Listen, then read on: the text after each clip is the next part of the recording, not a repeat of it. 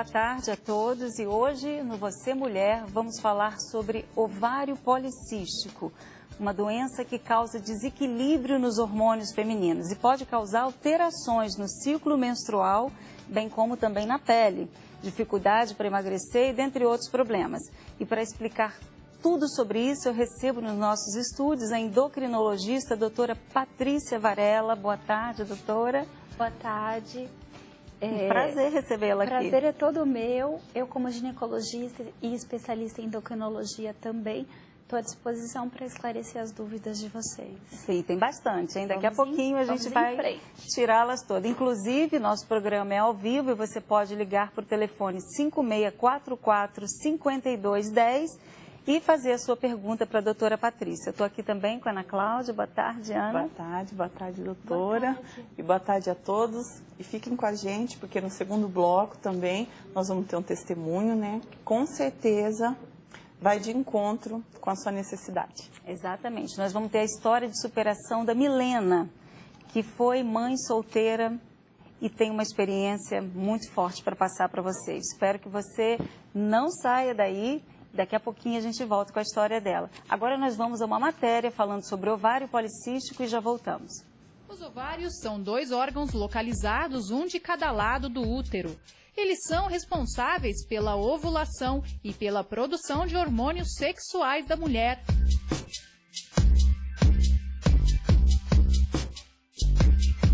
Um ovário endurecido, parece um ovozinho de galinha e se fizermos um corte, você vai ver cheio de bolinhas dentro. A falta de equilíbrio na produção dos hormônios masculinos na mulher chama-se síndrome dos ovários policísticos. Ela produz mais hormônios masculinos em quantidade irregular, comparando com o hormônio feminino, ela deixa de ciclar. É fundamental esse equilíbrio para que ela possa ter os ciclos regulares. Por causa dessa doença crônica, é gerado na mulher características específicas dos homens, como o aumento de pelos no corpo e a pele e cabelo ficam mais oleosos.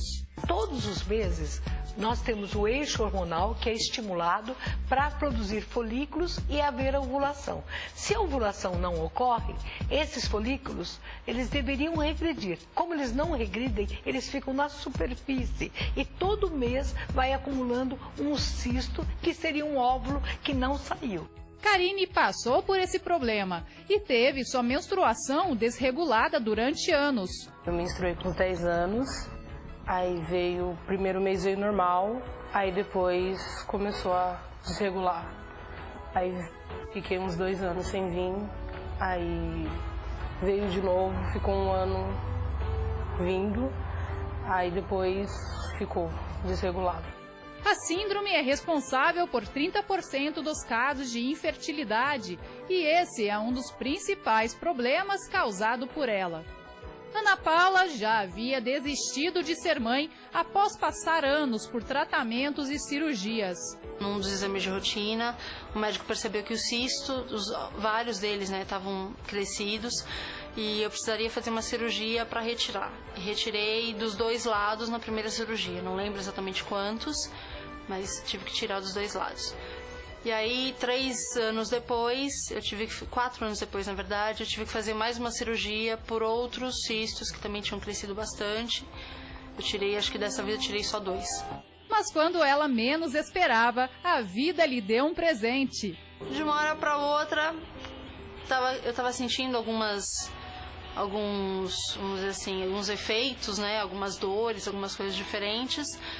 E fui ao médico para saber o que era, se poderia ser um problema de menopausa precoce, porque eu tenho histórico na família, ou se era só um problema hormonal. O médico achou que poderia ser endometriose, e quando a gente foi fazer o exame, foi fazer o ultrassom, que ele falou, olha, fica tranquila, não é endometriose, mas daqui 9 meses isso passa, você tá grávida. Todo mundo achou que eu não vinha mais, aí eu chegando. Alex chegou quando Ana Paula estava com 38 anos de idade. Esse é o presente mais precioso da minha mãe e do meu pai, né? O final feliz, como vemos na história de Ana Paula, é cada vez mais comum entre as mulheres que têm e procuram tratar a síndrome dos ovários policísticos. Nós temos várias medicações que estimulam a ovulação. Então, as mulheres que têm ovários policísticos podem ficar muito mais tranquilas, porque os estimulantes da ovulação são muito conhecidos e as mulheres podem hoje se utilizar dessas medicações. É o máximo, você chegar aqui de manhã ou de madrugada para acordar para dar mamar ou alguma coisa, ele abrir os olhinhos e sorrir para você, é demais.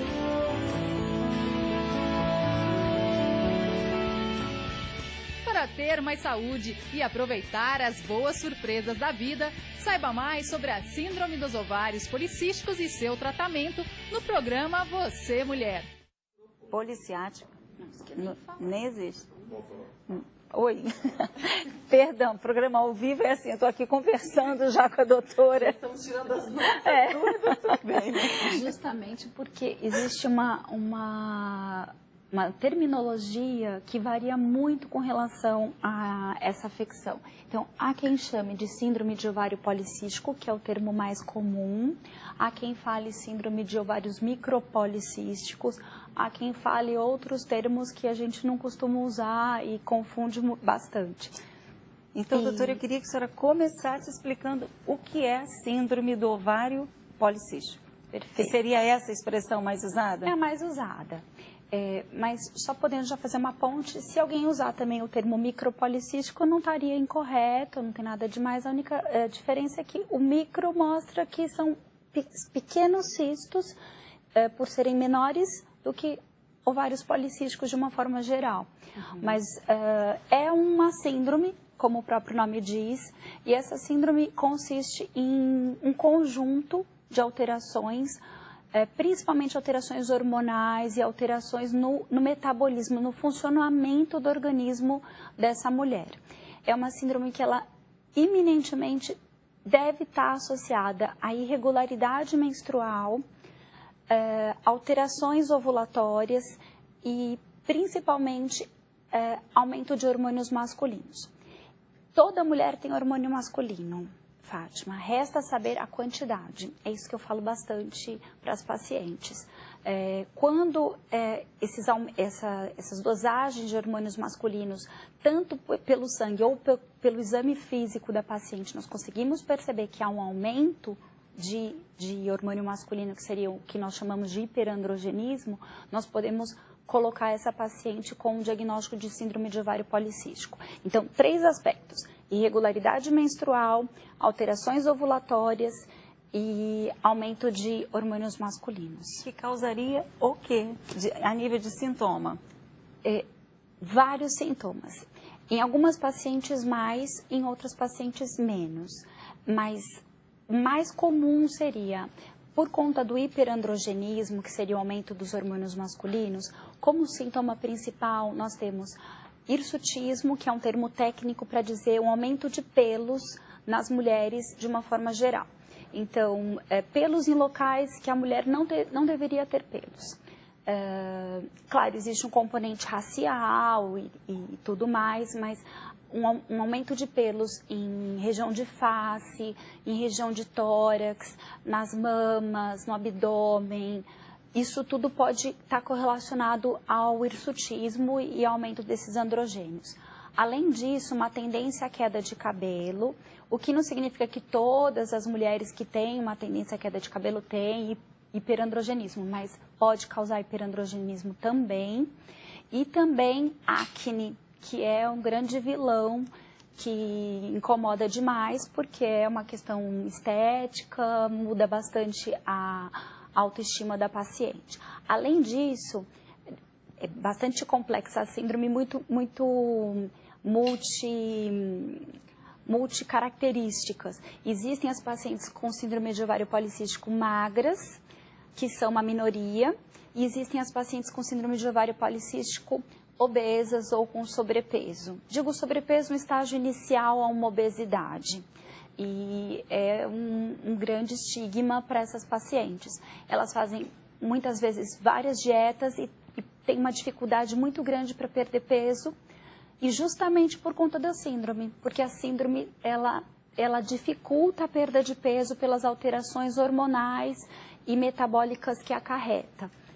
Por conta delas terem uma tendência à dificuldade da ação da insulina no organismo, que a gente chama de resistência periférica à insulina, elas desenvolvem como se fosse uma diabetes, em alguns casos. Então, por isso é mais difícil de perder peso, mas tem tratamento para isso e a gente vai abordar muito provavelmente logo mais. Eu trouxe até umas imagens que podem mostrar um ovário normal e um ovário micropolicístico.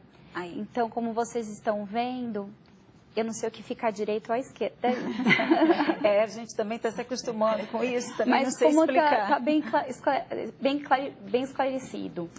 Ao centro é o útero, nas laterais nós temos as trompas, são 2 trompas, e os ovários. De um lado o ovário normal e do outro um ovário policístico.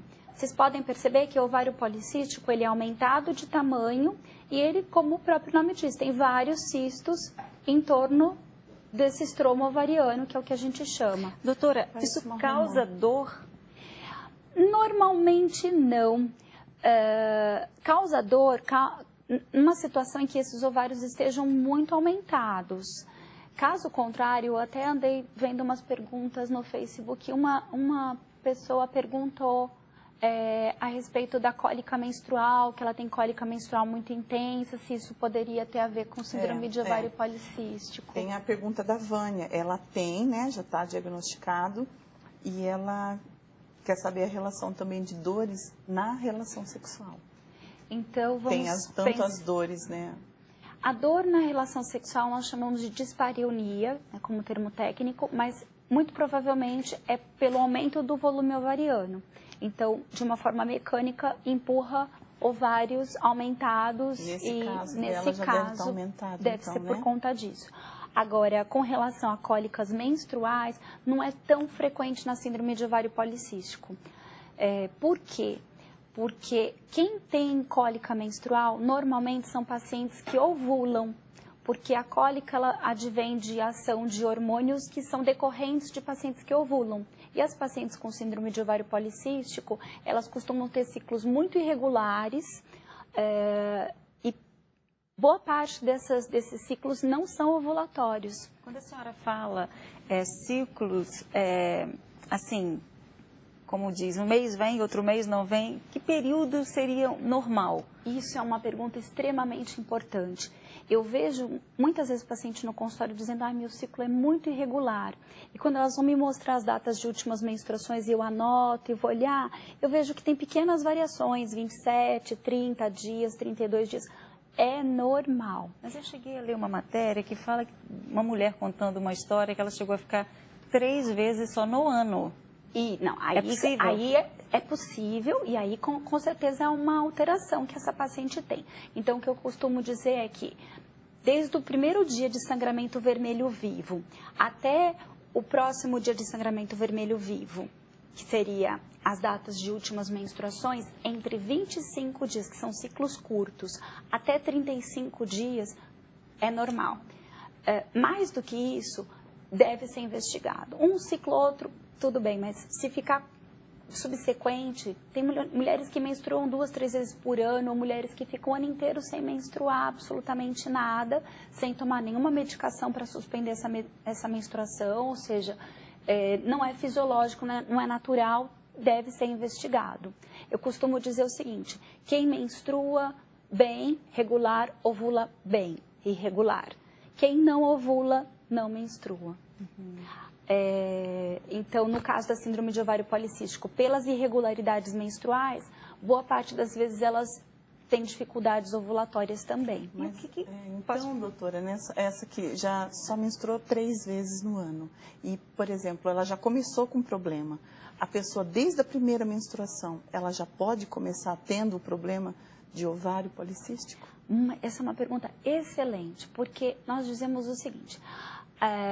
A jovem que tem a sua primeira menstruação, que nós chamamos de menarca, aos 12, 13, 14, 15 anos, ela pode ter irregularidade menstrual nos primeiros anos, e isso é normal, é natural da puberdade, da adaptação do organismo e da maturidade da ação hormonal inteira daquela mocinha, né, daquela jovem.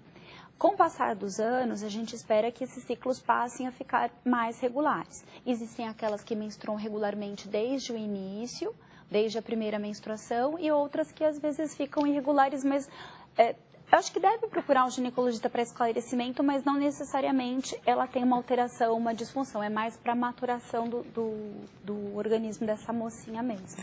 Doutora, nós temos uma ligação, a Daniele, de Distrito Federal, tem uma pergunta para a senhora. Boa tarde, doutora. Dizem que quem tem ovários policísticos, a dificuldade para engravidar é grande. Mas eu conheço mulheres que mesmo depois do tratamento engravidaram. Isso é comum? Muito comum. E por isso que é uma afecção que assusta um pouco, mas é uma afecção que para nós é um desafio feliz, porque se soubermos tratar, soubermos diferenciar e colocar cada paciente individualmente, com as suas características, com os seus sintomas e focar no objetivo principal, nós conseguimos excelentes resultados. A primeira forma de tratar, a gente não entrou no aspecto do tratamento, mas não quer dizer que ela não possa engravidar. Se essa moça perder um pouco de peso, por exemplo, se ela tiver sobrepeso e perder 5 a 10% do sobrepeso dela, às vezes nem aparece na balança, mas ela começar a atividade física, exercícios físicos, eles já são indicados de uma forma geral pela saúde, mas para paciente com síndrome de ovário policístico, ele é praticamente terapêutico, é como se fosse um tratamento. Fazer atividade física para melhorar a resistência à insulina e os transtornos que isso causa, e uma dieta que faça ajudar essa moça a perder peso. Perdendo peso, usando medicação adequada, ela pode voltar a ovular. Às vezes, sem usar medicação nenhuma, ela pode ter ciclos ovulatórios menos ao redor, né, ao torno do ano inteiro, mas num ciclo ovulatório, uma paciente desejando engravidar pode engravidar sim. Pois não, pode continuar.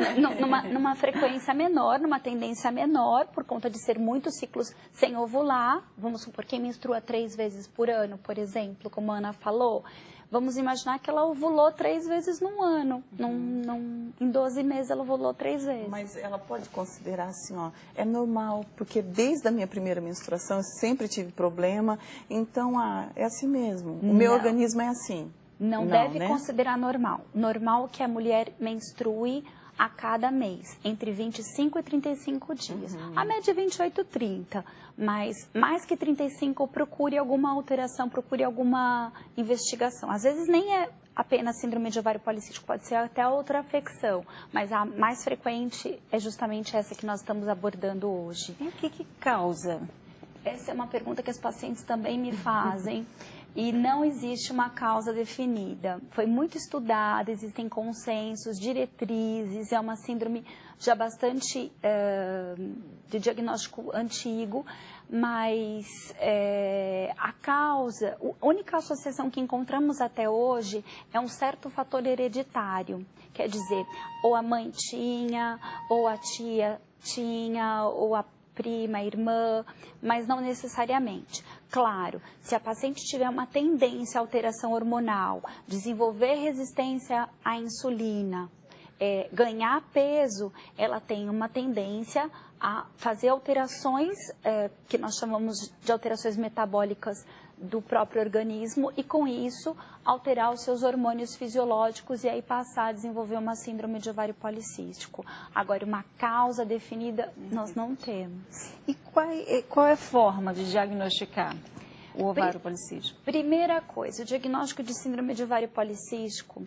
independentemente de consenso, de exames, de microcistos no ultrassom, cistos no ultrassom, é um diagnóstico de exame físico e anamnese. A anamnese que a gente chama é tirar uma história, conversar com a paciente. Por exemplo, essa moça que chega falando, ai, doutora, mas é normal, só menstrua 3 vezes por ano mesmo, a cada 3 meses é meu normal desde a minha primeira menstruação. Eu já falo, vamos lá. o ideal, o normal, o fisiológico, não vou chamar paciente, não vou dizer que ela está anormal na história, mas dizer que o fisiológico, o que vai dizer que está tudo em ordem com o organismo dela é ciclar regularmente. Então, começa com a história. O diagnóstico se faz com uma história clínica minuciosa, ou seja, ela já vai referir irregularidade menstrual, ciclos longos, às vezes 40, 45 dias, e ela tem que estar meio atenta, porque se a paciente não for muito atenta, ela nem percebe, fala assim, tá bom, mas deu 40 dias, 45, deu um mês e meio, puxa, será que eu engravidei? Faz 1000 testes de gravidez, e não é, simplesmente tem alguma desordem importante para ser diagnosticada. Então, pela história clínica, e as queixas da própria paciente, ela falou, nossa, doutora, eu faço milhões de dietas, não tô tendo muita dificuldade de perder peso. Você fala, poxa, realmente, ela precisa de uma dieta mais direcionada para quem tem síndrome de ovário policístico, precisa da orientação da atividade física, precisa de talvez medicações que vão ajudá-la a perder peso e focadas ao tratamento da síndrome de ovário policístico. Bom, mas voltando à sua pergunta, além de uma boa história clínica, um excelente e minucioso exame físico.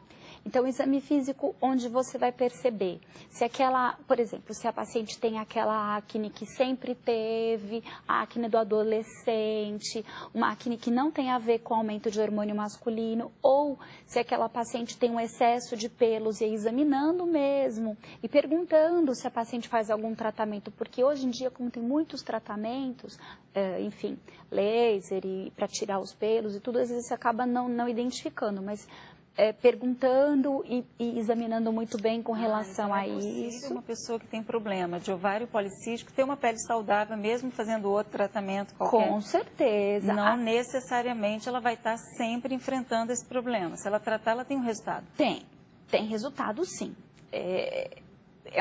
Precisa ser um tratamento bastante direcionado. Eu digo assim, por exemplo, a pessoa não está tratando o ovário policístico, ela está tratando só a pele. É possível ela ver esse resultado? Olha, eu acredito que ela vai ver, mas é um resultado paliativo, porque a alteração vem endógena, que a gente chama, ela é metabólica e hormonal.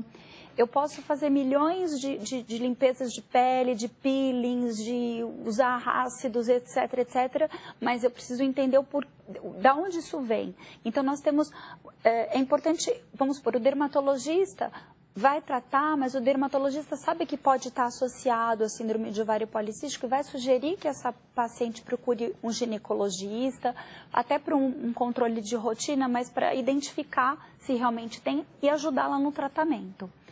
Então, porque é comum, né? A gente vê, por exemplo, a mulher começou a encher de espinha, corre no dermatologista, quer tomar logo um Roacutan, quer resolver isso aqui. Resolve. Essa medicação que você falou, ela resolve, ajuda a tratar de uma forma muitas vezes definitiva. Só que junto a isso, a paciente não pode continuar tendo seus distúrbios hormonais, porque senão você vai de encontro a todo um esforço, que é usar uma medicação que tem efeitos, que precisa de todo um controle de função hepática, porque é uma medicação, enfim, e tudo mais. Mas voltando ao diagnóstico, que você me perguntou, apenas para concluir a questão de como diagnosticar, antes de pensar em qualquer exame, a parte de história clínica, exame físico. E no exame físico, quem tiver a oportunidade de fazer um ultrassom no consultório ou mesmo pedir ultrassom,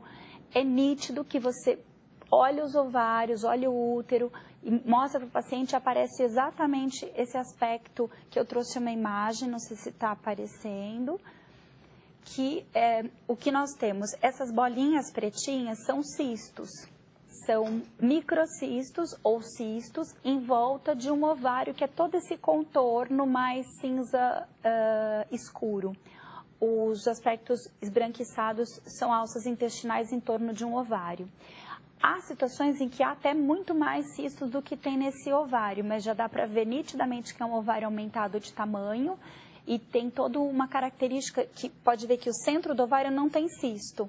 É só na periferia, então a gente chama de um aspecto roda de carroça. E ele é bem fidedigno de síndrome de ovário policístico.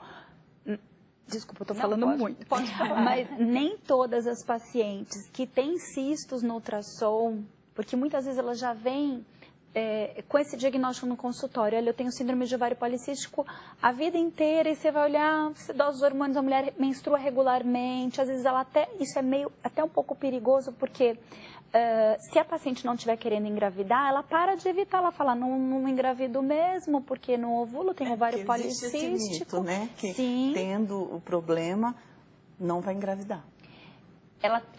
Se ela tiver de verdade o problema, ela pode ter dificuldade em engravidar, mas não é uma impossibilidade completa. Só uma dificuldade, sim, né? Então, nós nos pautamos até para o tratamento, porque a gente diferencia entre mulheres que querem engravidar e mulheres que não querem engravidar, porque os tratamentos são completamente diferentes. A senhora entrou onde eu queria. O tratamento traz a cura, traz um bom controle. Acho que falar em cura é possível que cause um controle e cura, sim, mas prometer uma cura para uma afecção que já vem genética, que muitas vezes vem muito intensa, depende muito do grau, né, de acometimento de alterações nessa síndrome tão complexa com tantos sinais e sintomas e alterações hormonais, há controle e em alguns casos tem cura, sim. E quando há necessidade da intervenção cirúrgica? Olha, a intervenção cirúrgica ela é bastante questionável. Então, eu vou colocá-la como última instância, última hipótese de procurar tratar cirurgicamente os ovários policísticos. Até porque a gente costuma preservar ao máximo a fertilidade da mulher. As mulheres têm buscado engravidar cada vez mais tardiamente. A nossa geração, essa geração atual, muitas vezes postergam o primeiro filho. Então, abordar cirurgicamente, se houver antes uma forma clínica de tratar, seria talvez muito invasivo para aquele ovário e possa causar consequências na fertilidade dessa mulher.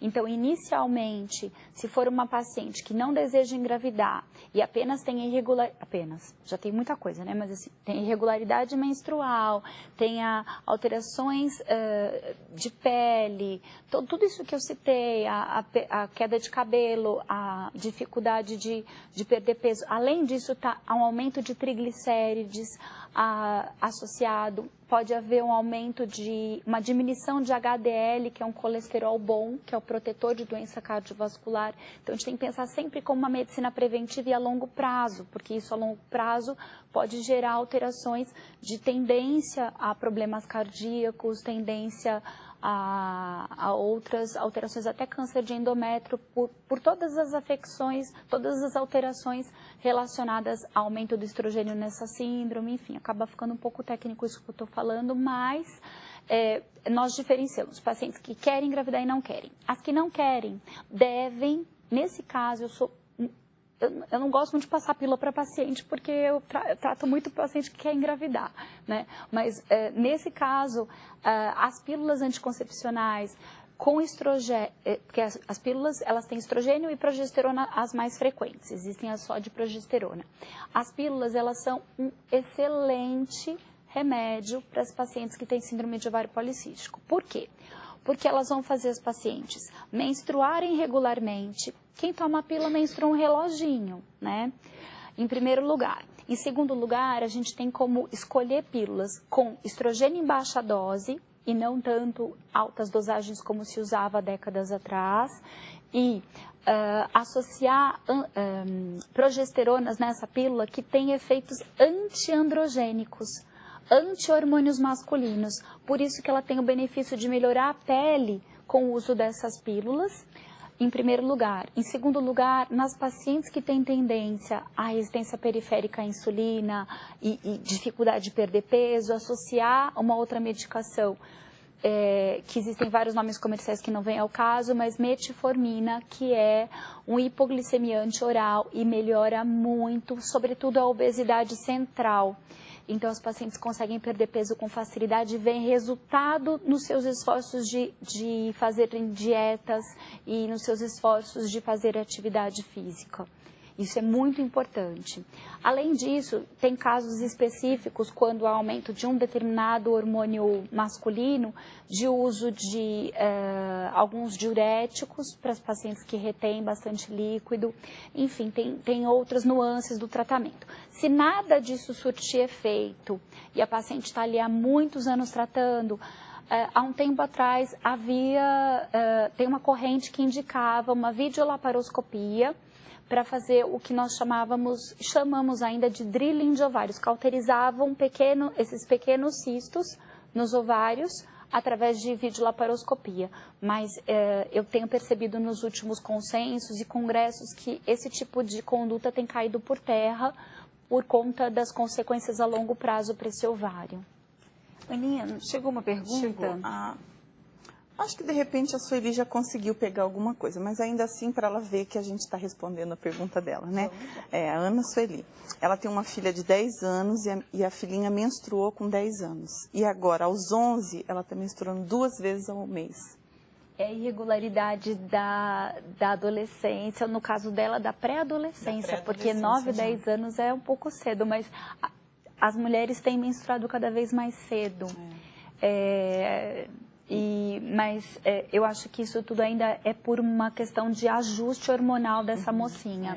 Vale a pena ela continuar acompanhando com um pediatra e eventualmente também um ginecologista que goste de pré-adolescentes e adolescentes, que tenha experiência em conversar com essas meninas, para poder até esclarecer, mostrar como é que... A gente tem moldes no consultório que mostram como é que é o trato ginecológico daquela moça, enfim, e orientar que é importante marcar o dia que menstrua, até para ela não ser pega de surpresa, estar na escola, passa constrangimento, etc, etc. Porque 11 anos ainda é uma criança, né? Sim, tá começando o desenvolvimento puberal, que a gente chama. E tem outra, a Alessandra, ela toma injeção para não menstruar.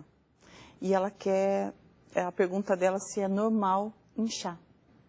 Olha, existem 2 tipos de injeção como contraceptivo. Provavelmente ela deve tomar até com fins contraceptivos, não sei, imagino que sim. Dá a entender que sim, né? Além de não querer menstruar, como opção dela. Eu não vejo problema nisso, né? É uma escolha da paciente, vamos supor. Tudo certo, só que esses injetáveis, existem 2 tipos, injetável mensal e injetável trimestral. O trimestral, como o próprio nome diz, você usa uma injeção a cada 3 meses, realmente a tendência é ficar longos períodos sem menstruar, porque é uma dose grande de progesterona a cada 90 dias, e com isso ela não menstrua mesmo. O que ela perguntou, desculpa? Se é normal o inchaço. O inchaço é porque o trimestral faz ganhar peso. Eu não gosto de dar injetável trimestral. A gente eu pessoalmente uso injetável trimestral em pacientes que têm cardiopatia ou que têm eventos tromboembólicos anteriores, acidente vascular cerebral, enfim, que não podem usar nada com estrogênio. O mensal, então, não incha? O mensal incha bem menos do que o trimestral. Não sei o que ela deve estar tomando para parar de menstruar, provavelmente é o trimestral. O mensal, ele tem estrogênio e progesterona, e o trimestral tem só progesterona. Então, o mensal incha bem menos. Agora, também tem pessoas que têm uma tendência de inchaço maior. Aí a gente pode indicar equilíbrio alimentar para isso, drenagens linfáticas, diminuir o sal da alimentação e uma série de coisas, até meias elásticas de média para grande compressão e tudo mais. Doutora, infelizmente nós temos que terminar a nossa entrevista, mas foi um prazer recebê-la. Foi um prazer muito grande poder contribuir e me senti muito acolhida por vocês. Muito obrigada.